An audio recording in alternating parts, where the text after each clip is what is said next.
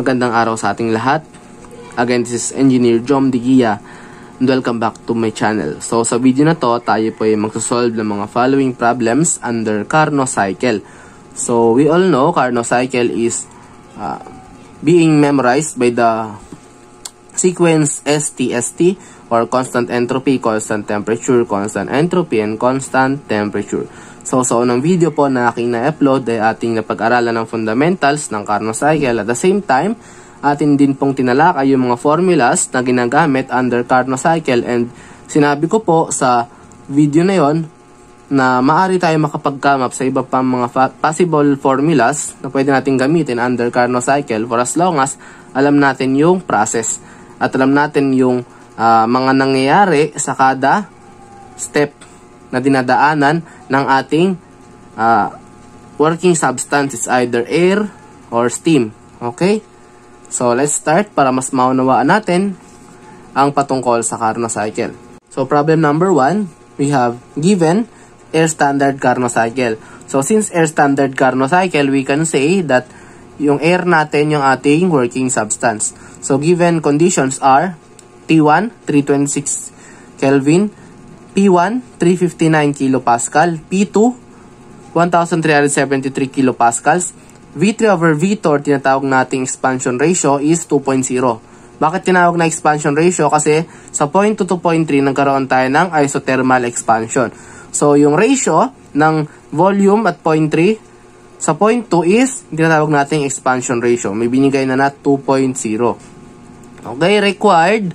Okay, specific volume at point 1. Okay, temperature at point 2. Specific volume at point 2. Temperature at point 3. Specific volume at point 3. Temperature at point 4. Specific volume at point 4. Pressure at point 4. QA or heat added. QR or heat rejected. And our work net. So, let's start. So, paano mag-solve ng ganitong klaseng problem under Carnot cycle? Umpisahan natin guys sa point 1. Okay? So point 1, ito po yung galing ng ating pump papunta sa ating heat reservoir. Okay? So sisimulan natin sa point 1, magsimula tayo sa PV is equals to MRT. Okay? Pinaka ginagamit natin yan, which is ideal gas equation. So at point 1 guys, okay, at point 1, ayan, at point 1, so, PBMRT tayo. So, P1, okay, pwede natin gamitin guys, na substitute sa V natin or sa volume yung ating specific volume. Parehas lang po yun guys. Kasi may mga magka-cancel out na units naman, so, we can say na pwede ito.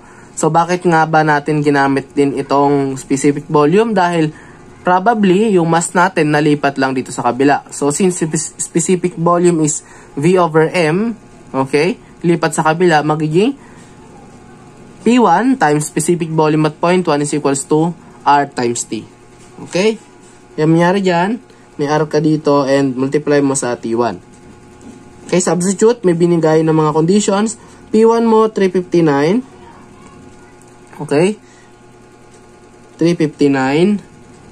So, neglecting units muna guys. So, kayo dyan sa inyong tahanan, you learn how to use unit analysis. Okay? So, ito is guide lamang upang mas mag-focus din kayo sa solving. So, neglect ko muna yung units. So, 359 times V sub 1 ng ating unknown. R ng air, 0.287. T1 natin, given na 326. So, makukuha mo dyan, dapat na V sub 1 or specific volume at point 1 is 0.2606 meter cube per kilogram mass. Okay? May nakuha ka ng specific volume at point 1. So, diba, hinihingi rin yun? So, ibabox na natin itong sagot natin na to. Meron na tayong isa. Next mong gagawin, punta ka ng process 1 to 2. Okay? Ano ba nangyayari sa process ng 1 to 2? Okay, from process 1 to 2, we can say na doon nag-occur ang isentropic process. Okay? Isentropic process, alam naman natin na isentropic is S is equals to C. And then, dito nagkaroon ng isentropic compression kasi papuntang point 1 to point 2, kinompress yung ating fluid or yung ating air. Sige, continue na tayo. Point 1 to point 2, S equals to C. Gamitin natin guys yung formula na T2P2 kick. Okay? T1 over T2 is equals to P1 over P2 raised to K minus 1 over K. So, bakit natin gagamitin itong formula na to guys?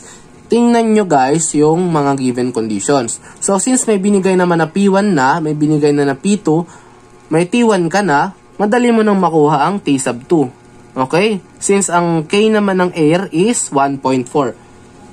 Okay? Substitute 326 over T sub 2 is equals to 359 over 1373 raised to 1.4 minus 1 over 1.4. Okay? Shift solve guys, dapat ang makuha yung T sub 2 is 478.3 Kelvin. Okay? We have already our second answer sa ating temperature. Yung ating T sub 2. Okay? Ano pa ba ang mga hinahanap? Yung ating V sub 2. Okay? Para makuha ang V sub 2 guys, ganito naman ang ating gagawin. Meron na tayo nito, di ba? Tapos na tayo sa process 1 to 2. Punta ka na ngayon sa process ng ating 2 to 3. Pero bago yon, nakita naman natin sa process 2 to 3 guys, isothermal yun, di ba? So we can say na madali mo na palang makuha ang T sub 3. Kasi isothermal naman pala sa process 2 to 3. So we refer to 2 to 3 where it is constant temperature. Therefore, T sub 2 is equals to T sub 3 na 478.3 Kelvin. Okay, meron na tayong T sub 3. Ngayon guys, may kulang pa tayo. Okay? Yung ating specific volume at point 2. Para makuha yon, gagamit ulit tayo ng PVMRT. Okay? So guys, ang technique dito, kadalasan kapag hinahanap ang specific volume or volume, magpi-PVMRT tayo agad. O kung given naman ang ibang conditions ng volume sa ibang points ng ating system or cycle, maaari tayong magkaroon ng mga T2V-V2-IC na equations or other equations na pwedeng makuha natin kaagad yung volume required. Okay? Pero pinaka-typical na approach kaagad is PVMRT. For as long as alam mo na yung R, may given naman na T, may given naman na pressure. So we refer PVMRT para sa point 2. Okay? At 2, dito natin lagay. We have P2 specific volume at point 2 is equals to R times T sub 2. Again, neglecting units. Kayo na pong bahala sa unit analysis. For as long as mag-come up kayo sa answer nito. Okay? P2, 1373 times specific volume at point 2. R ng air, 0.287. Okay? SI unit to, panigurado.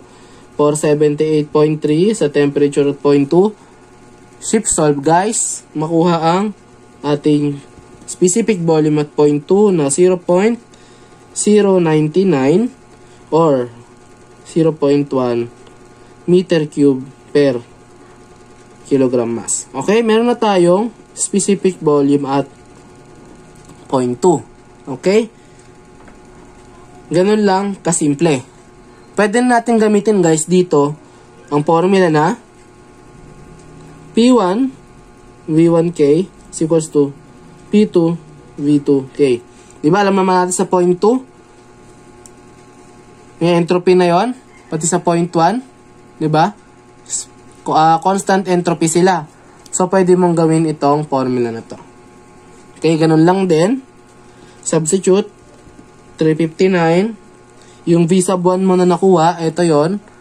So, kung gagamitin mo to, dapat pala meron ka na agad na na-obtain ito. Pero pinakamadaling approach talaga guys is ito. Okay? For as long as din nakuha mo yung T-sub 2. Basta, kung ano yung madali sa inyo na technique, yun ang i-apply ninyo. Kasi sa board exam, kailangan din dito medyo mabilis tayong mag-solve. Okay? Pag babagal-bagal tayo, maubusan tayo ng oras. Sige, ito po. V-sub 1. O specific volume at point 1, 0.2606 raised sa 1.4 equals to 1373 na multiply sa specific volume at point 2 na ni-raise sa 1.4. Lalabas mo rin dapat dyan na specific volume at point 2 is 0.1 meter cube per kilogram mass. Okay? Pwedeng ganito, pwedeng ito. Okay? Next guys, nagagawin natin, may binigay na expansion ratio. Kung ating babalikan, sa given, meron tayong V3 over V2 na 2.0. So we can say na itong V3 over V2 equal lang siya sa specific volume at point 3 over specific volume at point 2 na ang value niya is 2.0 din. So how do we use this kind of relationship? So, ganito yon. Since may binigay naman na ratio nila, may binigay na specific volume at point 2, nakuha na natin, diba? Makakuha mo na agad ang specific volume at point 3. So, ganun lang pala kadali kapag may binigay na ratio. Okay? Kaya, mahalaga yung bawat given na-assess natin if applicable ba talaga or kinakailangan or hindi. Minsan kasi, panlito lang yon. So, let's solve. So, V sub 3 is specific volume at point 2 times 2.0. Na specific volume at point 2 mo is 0.1 na multiply sa 2.0. So, dapat, ang specific volume at point 3 mo, makuha mo dyan is 0.2 meter cube per kilogram mass. Okay? Ano nang mga nakuha natin? Check natin. Nakuha na natin to, di ba? O, check. Nakuha na natin ito. Nakuha na natin ito. Nakuha na natin ito. Nakuha na natin ito. Ano pang kulang? T sub 4, specific volume at point 4, and ating P sub 4, QA, QR worknet. Okay?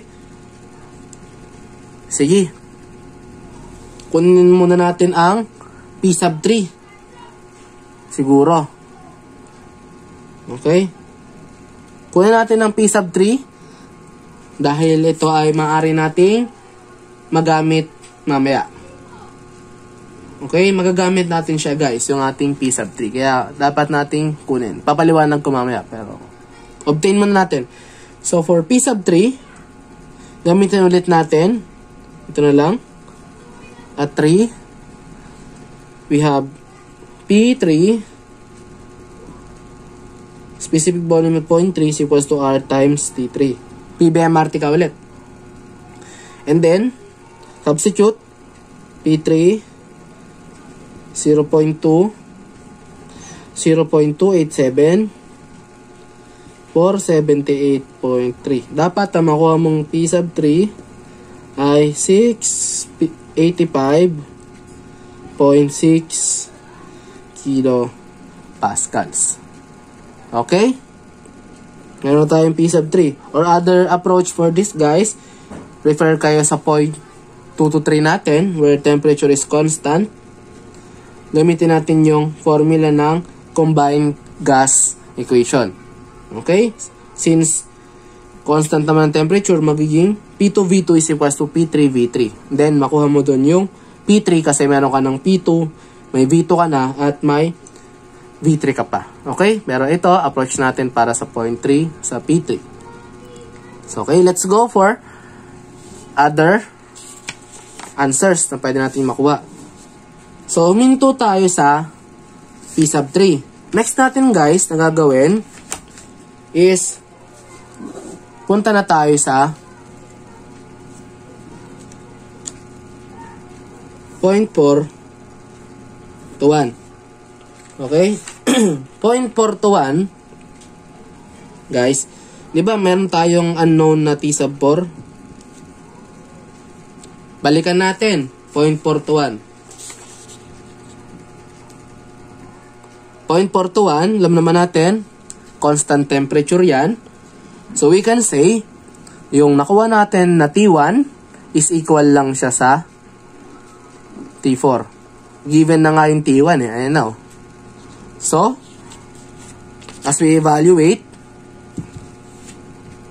T sub 4 is equals to T sub 1 na 326 Kelvin. Okay, dali lang pala yan. So, next mong gagawin, balik ka sa process ng 3 to 4. Okay, 3 to 4, tingnan mo, constant entropy ka, PV raised to K is equals to C.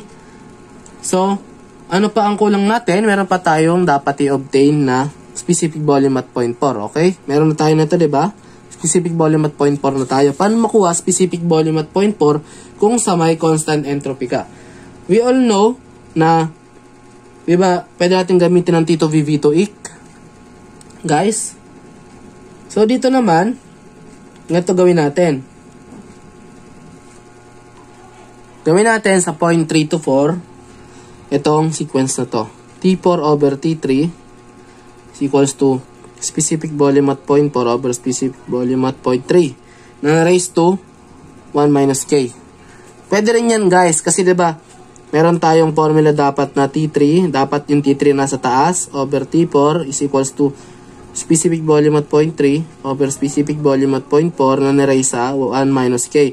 So since ino-obtain natin ang specific volume at 0.4, nilagay na natin sa numerator. So, as well as, yung katapat na ratio mo is, or fraction mo, yung numerator niya, tapat is T sub 4 naman. Technique lang to guys upang mas mapadali ang pagsosolve. Okay? Inuuna na natin sa numerator yung unknown. Kasi si CalQ, mabagal siya minsan kapag na to the point na nasa fraction pa, nasa denominator pa ang iyong unknown. So, dapat, tinutulungan natin si cycle na mas mapabilis ang solving. Okay? So, mas madaling approach ito kumpara dito. Pero pares lang naman na ma-obtain din na sagot. Okay? Since ito gagamitin natin, we refer dito sa baba. Continue natin solving. So, sige. Substitute. So, T sub 4, 326. T sub 3, 478.6. Or rather, 0.3, and then next mong gagawin equal sa specific volume at 0.4 over 0.2 raised sa 1 minus 1.4. Makuha mo daw dapat na specific volume at 0.4 is 0.5212 meter cube per kilogram of mass. Okay, nakuha mo na yung specific volume at 0.4. Ano pa ba ang wala? Tingnan natin. Meron na tayo na ito. Ito wala pa tayo. P4, QA, QR work net. So, let's solve for, okay, P sub 4. So, P sub 4, okay, refer at 0.4. Okay, PBMRT ka doon, guys. So, P4, specific volume at 0.4, equals to R times T sub 4. Okay? Since given naman na itong V sub 4, R, tsaka T sub 4, makuha mo na ang P sub 4. Okay? P4, 0.5212, 0.287, R ng air, 326 na ating T sub 4. Okay, makuha mo daw dapat dyan na P sub 4 ay 179.5 kilopascals. Okay? Meron ka ng P sub 4. Check na natin dito. Next mong gagawin, hanapin natin QA/QR work net. Okay? So, as we solve for QA, analyze natin. Pwede natin gamitin guys yung formula na TH times delta S, di ba? Pwede yun. Yung TH natin guys, matatagpuan siya sa 0.223 natin kasi doon nagkaroon ng heat addition. Okay? So, automatic, since nagkaroon ng heat addition doon sa 2 to 3 na yon, constant temperature siya. So, dito, T sub 2 is T sub 3. Formula for delta S, guys, sa 0.223, dapat gamitin natin itong MR ln V3 over V2. So, kung matatandaan nyo guys, may pinakilala akong formula sa inyo regarding sa ating change in entropy kapag pinag-uusapan is constant temperature. Since may given naman tayo na V3 and V2, madali na po yan. Okay? Let's go. Solve na natin. QA. TH mo, temperature ng ng heat source mo is 478.3. Okay? Assume mo na mass is 1. Naman lagi, di ba? Assume naman lagi 1. Tapos R mo 0.287. Okay, ito yun na yun, yung R. ln V3 over V2 may binigay na kanina, di ba? So, 2.0 yun. So, ang sagot dapat sa ating QA, pag ating sinolve to, sige, solve natin sa calcu. Baka sabihin nyo, di ako nagka-calcu, no? Calculate natin. Wala lang kasing shift solve sa calcu ko. Kaya, pasensya na, po-provide pa lang ako ulit ng 570 ES sa aking mga susunod na vlog.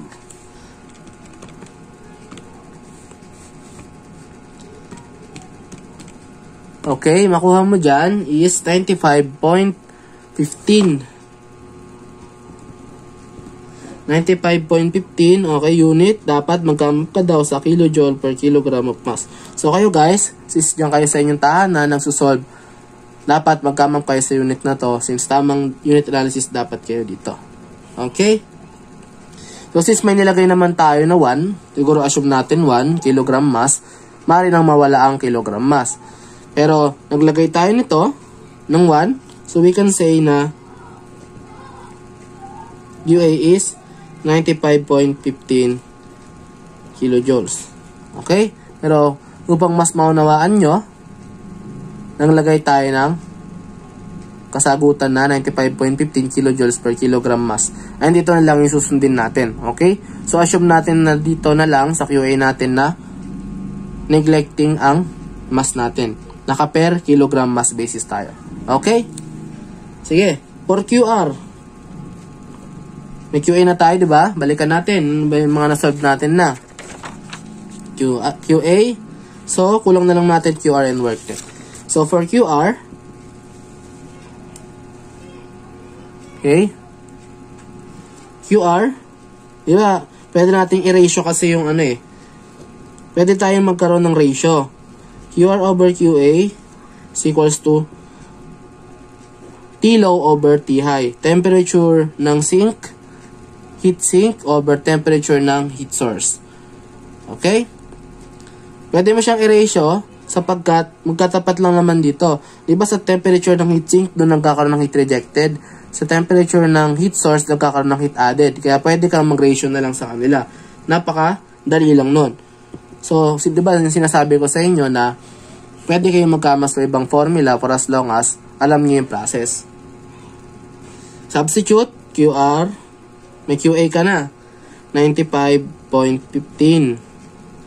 Okay? TL mo, temperature ng heat sink mo is 326 over 478.3. Mukha mo daw na QR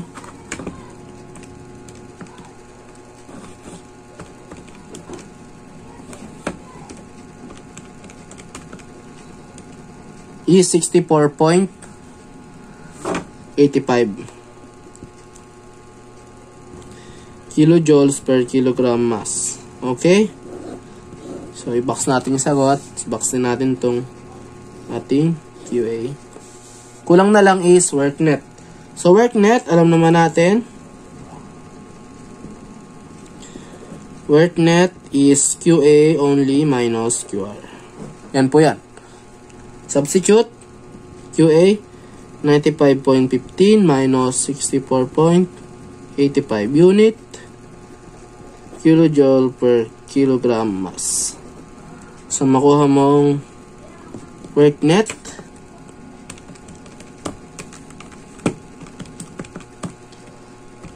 $30.3 unit kilojoule per kilogram of mass.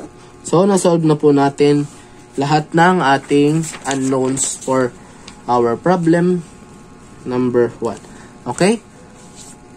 Na tayo sa ating last problem for this video. So, I'm hoping na natutunan niyo kung paano mag-solve ng napaka-basic lang naman na problem ng Carnot cycle. So, sa board exam guys, hindi naman kayo bibigyan ng sobrang hirap. Mga ganito lang din yung approach. So, dapat alam nyo lang yung process and tamang pagkakabit-kabit ng mga formulas upang mas mag-come up kayo doon sa tamang sagot. So, let's go for our last problem for this topic under Carnot cycles. Let's go. Problem number 2, we have an ideal heat engine is constructed by a cycling of 1 kg of oxygen gas or O2 initially at 1 atm and 25 degrees Celsius through a sequence of 4 processes. It consists of isothermal expansion of 2.35 meter cube followed by adiabatic expansion of 8.21 meter cube followed by isothermal compression to 2.67 meter cube and finally adiabatic compression back to initial state. All steps are reversible. For oxygen, the specific heat at constant pressure or CP is 0.918 kJ per kilogram Kelvin and the specific heat at constant volume CV is 0.658 kJ per kilogram Kelvin. What is the thermal efficiency of this heat engine? So, let's refer to this diagram. Okay? Ito ang ating PV diagram. From point 1 to point 2, constant entropy. Point 2 to point 3, constant temperature, nagkaroon ka ng heat added. Point 3 to 4, constant entropy. Okay? Expansion yon. And then, nagkaroon ka sa point 4 to point 1 ng constant temperature, heat rejection. So, gawin natin guys, tingnan natin yung problem. And then, ilista natin yung mga kinakailangan na data. Kasi dito, ipapakilala ko sa inyo yung ano lang naman, pinaka-basic na formula kasi hinihingi thermal efficiency lang. Pinakilala ko na to sa unang video natin. Okay, so given, sulat muna natin, CP ng oxygen, 0.918 kJ per kilogram Kelvin. CV ng oxygen, 0.658 kJ per kilogram Kelvin. Okay? Next mong gagawin, may binigay na unang condition. Isothermal expansion of 2.35 meter cube. Isothermal expansion, okay, 0.2 to 3. Ito po yon. Nagkaroon na expansion, isothermal yan, heat added yan. Okay? So dito, sundin natin yung formula ng STST, di ba? O yung form na STST. So since dito S, dito T. Dito S, dito T. Kaya dito, sa 0.2 to 3, ito yung constant temperature. So, isothermal expansion. Isothermal expansion. Okay. To 2.35 cubic meter. Next, punta ka na sa 3 to 4. Sa 3 to 4 mo, ito. Nagkaroon tayo ng adiabatic expansion dyan. So, dyan is constant entropy, adiabatic expansion to 8.21 cubic meter. Next, galing ka na ng 3 to 4, punta ka na ng process 4 to 1. Pinaulit yan. Ito yon. Nag-heat rejected ka sa iyong heatsink. Okay, dito, isothermal. Okay, isothermal compression to 2.67 cubic meter. Okay? And then, next mo gagawin, process 1 to 2 ka na. Dito is constant entropy ka na. Okay? Ito na yun. Nagkaroon ng constant entropy. Dahil ipinump mo na yung oxygen mo, oxygen gas, papunta sa iyong heat source. 1 to 2, adiabatic compression. So, back to initial state. Sabi, back to initial state. So, lagay natin yung mga designated volume sa kada points. Okay? Dito sa 2 to 3, ito na pala ang ating V3. Dito na ang ating V3. Dito sa 3 to 4, dito ang ating V sub 4. Okay? Dito sa ating 4 to 1, dito ang ating V sub 1. And then dito, syempre, yung tira na V sub 2. So, pinakamadaling approach, guys. Diba, ang haba ng problem. Kala mo, ang hirap. Pero napakadali lang pala yan. Efficiency lang ng Carnot. So, formula, thermal efficiency ng Carnot cycle is equals to 1 minus TL over TH. Diba? May formula tayo na ganyan. Pero, meron pa tayong isang formula ng thermal efficiency ng Carnot cycle. Okay? Na pwede natin gamitin ng 1 minus B4 over B3 nakaray sa 1 minus K. Kasi yung sa V4 mo is doon ang temperature sa heatsink mo. Tapos yung V sub 3 mo, dito naman ang temperature ng iyong heat source. Kaya pinalit natin to kasi meron tayong formula ng dito VV2, di ba? Applicable din siya dito. Okay? And then, K is CP over CB. Hindi natin pwedeng gamitin yung 1.4 guys kasi oxygen. 1.4 kasi sa air lang yon. So, specific heat ratio, substitute, yung binigay, 0.918, neglecting the units, 0.918 over 0.658. Makuha mo dyan na K is 1.395 for oxygen. Since nakuha mo na yung K na yan, balik ka na sa efficiency ng Carnot, yung formula, 1 minus V4 over V3. V4 guys, balik tayo dito. V sub 4 mo, 8.21. Yung V3 mo is 2.35. 8.21 over 2.35 raised to 1 minus 1.395 na yung nakuhang K. Okay? Efficiency ng Carnot, makuha natin yan. So, let's solve. So, 1 minus 8.21 over 2.35 raised to 1 minus 1.395. Makuha mo dyan, 0.3899. Okay? Or we can say na ito ay 38.99% na pwedeng gawing 39% na lang. Okay? So, ganun lang po ka-easy ang pagsasolve ng mga following problems regarding Carnot cycle. Hoping guys, kayo po ay matutunan sa ating pinag-aralan sa video na to. Na-apply nyo yung skills natin sa fundamentals at formulas ng ating Carnot cycle. So, next topic na ating pag-aaralan naman guys, patungkol na tayo sa tinatawag nating Otto cycle. Okay? And then followed by diesel cycle. So, maraming salamat sa panonood. Hoping may natutunan kayo sa ating pinag-aralan at na-apply nyo siya sa inyong pag-review upang kayo makapasa sa inyong nalalapit na board exam. Okay, kung kayo may mga katanungan, don't forget to comment down below.